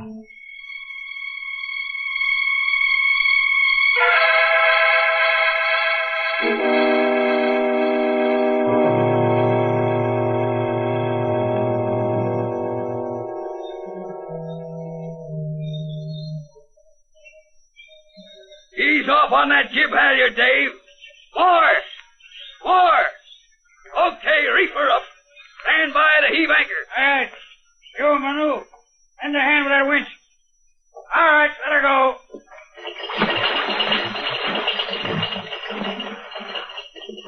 Anchor down and holding, sir. Make her fast. Aye, aye, sir. Make her fast, Manu. What, sir? Yeah, this is it. So the aye and the sir business, Dave. We ain't formal on the Nancy Hale. That suits me all right. That's Mangareva, is it? Ain't much to look at. Best pearl bed in the South Seas right under us. Won't even bother with a small boat today. Work right from the sloop. Get the divers over. Okay. Manu! Yes, boss. Get your boys over. Oh, no, but me, headman, go first. You'll learn, Dave. First dive's taken by the head man. These boys are new to this spot and won't go under till he comes up and says it looks clear. Sorry. All right, Manu. Got 8 beauties out of here last trip, Dave. You're gonna be real glad you shipped with me. Manuka! Give him a hand. Here you are. Take boat out of here, quick. Bad water. Shut up! What's the matter with you, Manu? Me, guys. Go to bottom. 6 men down there. Dead. You're crazy. No, crazy. 6 dead men. They stand up like they live. My boys know that here. Bad water. Hey, wait a minute, Manu. What do you mean there's 6 dead men down there standing up? Like live, they're standing up. But they dead. That's enough from you. Shut up. Now the rest of you'll listen to me. You'll dive or I'll know the reason why. I came here to get pearls and you're gonna get 'em. There'll be no acting up on my boat. Dave, there's a diving helmet and lead shoes in one of the starboard lockers. Get 'em out. Test the air hose and the pump. Know anything about diving equipment? Plenty. I never went down myself. You won't have to. I'm going down. I'll prove to these beggars there's nothing wrong down there.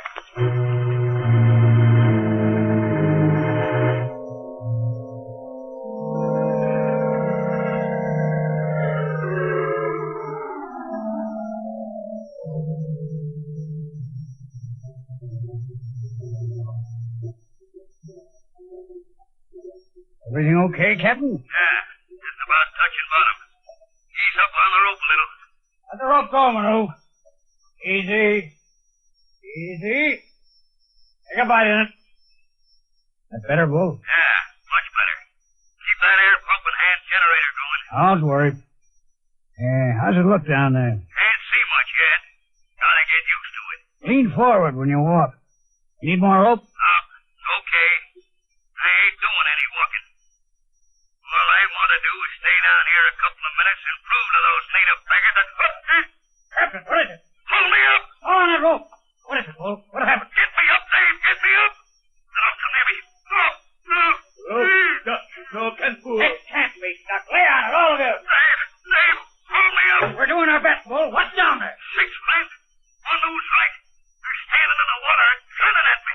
For the love of heaven, get me up. We're trying to, Bull, but something's holding you. What is it? I don't know. My feet are sinking down. Maybe it's this wall. Manu, pass that rope to the window. Move fast. Excuse me.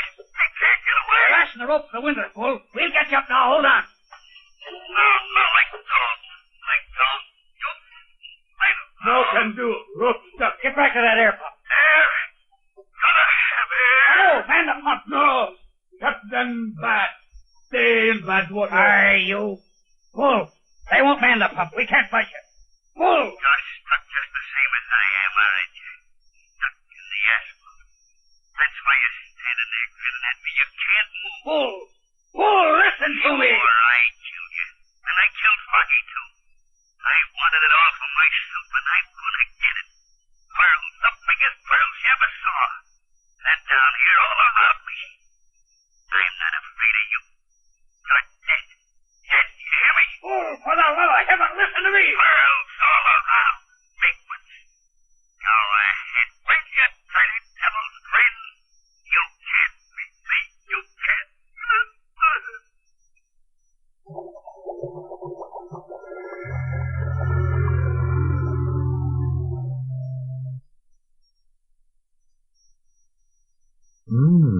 Captain Bull Harrison of Watry courtroom, facing his jury. The jury with good reason to pronounce him guilty of murder and greed. Poor Bull. Down there with the pearls he wanted so much, and the men he murdered to get them. Funny, isn't it? Or is it? Please don't go. Come with me to the green room where the players are rehearsing our next performance. Come. Come. Come.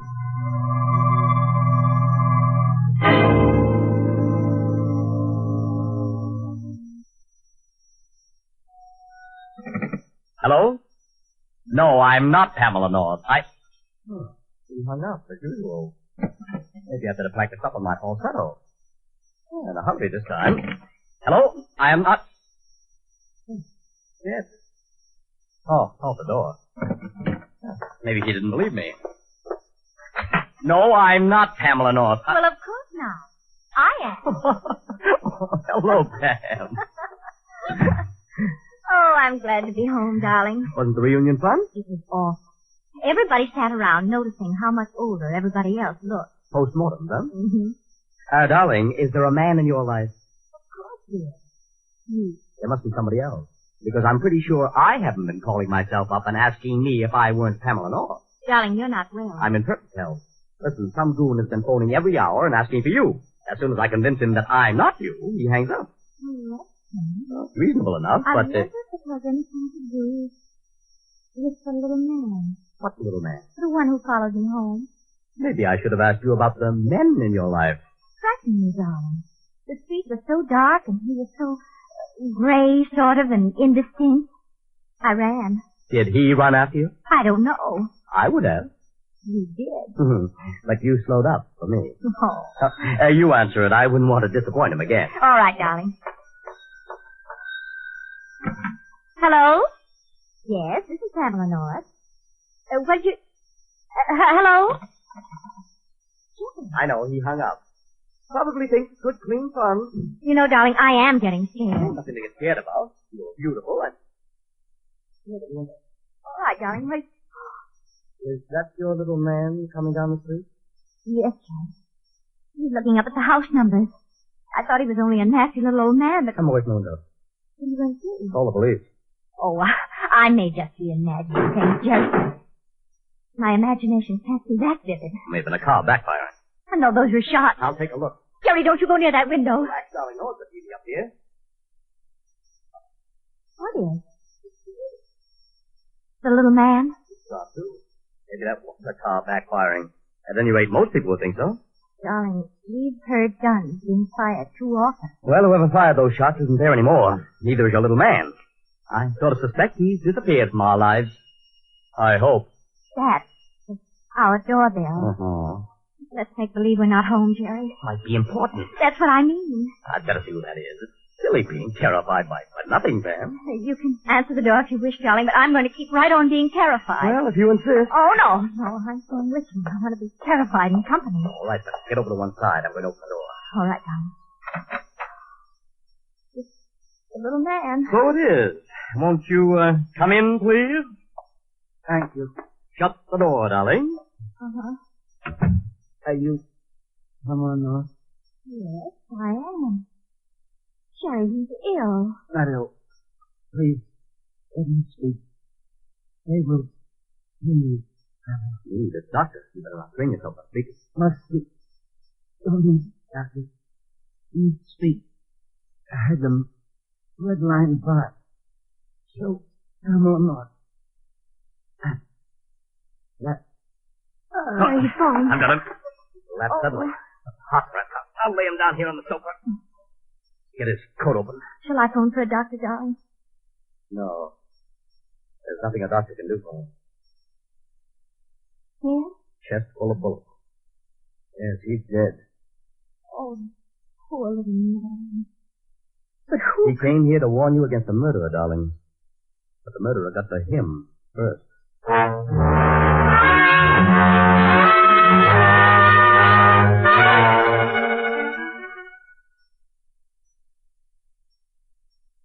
Well, what is all this, do you suppose?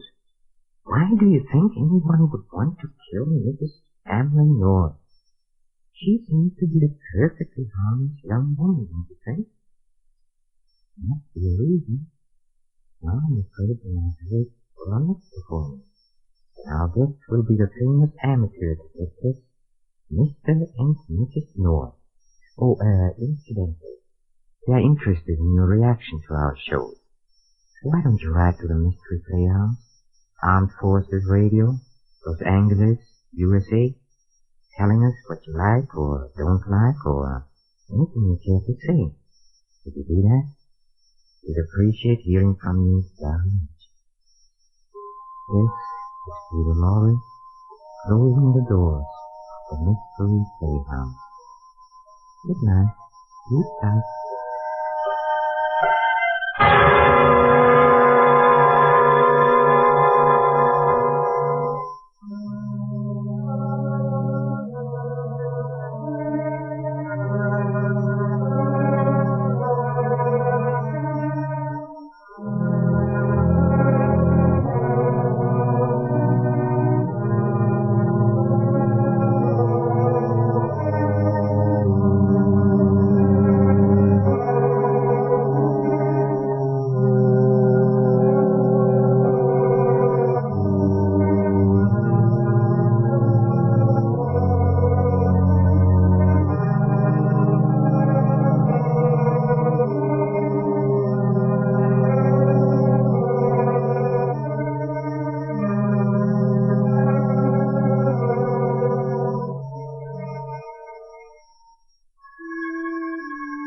This is the Armed Forces Radio Service.